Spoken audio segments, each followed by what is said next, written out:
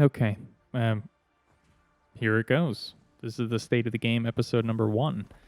I've had to re-record this a bunch of times. My microphone just hasn't been working very well, and I'm still figuring it out. So I'm hoping that this actually sounds good.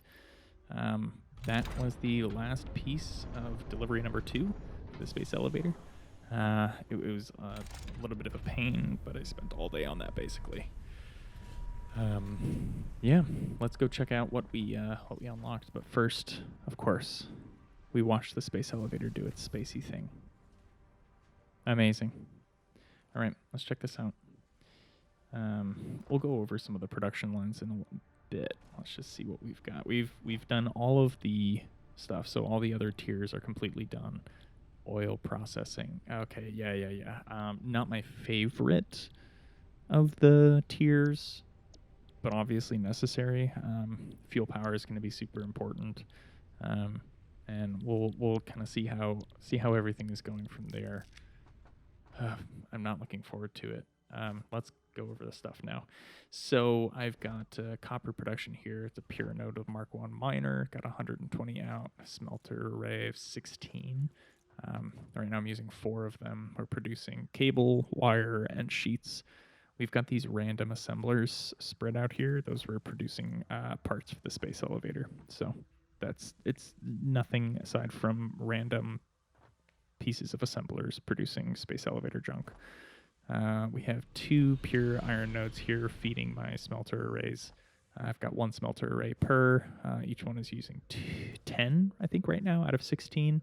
And eventually it will be 16 smelters at 30 each for 480 items per minute, which should be enough. I mean, that's like, 960 items per minute out of both of them, which, I take my time with this stuff. Right now we're heading over to my coal power and iron or steel production area.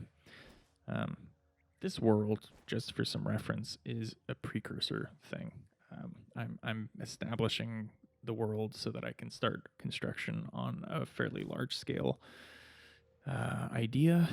I have this 12-sided kind of it's a compass style build in mind to just pull all the nodes and all of the items on all the nodes to the center and do a beautiful little like raw resource array. I've got some stuff here coming back into it with the Nobelisk. We're going to go ahead and put some more in here. So we've got some Nobelisk waiting for us when we're done. Behind me are 16 coal power generators producing 1,200 megawatts.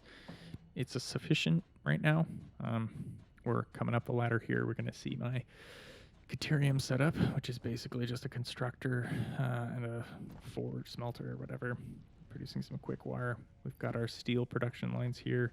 I'm going to take all those because I need them because Mark III.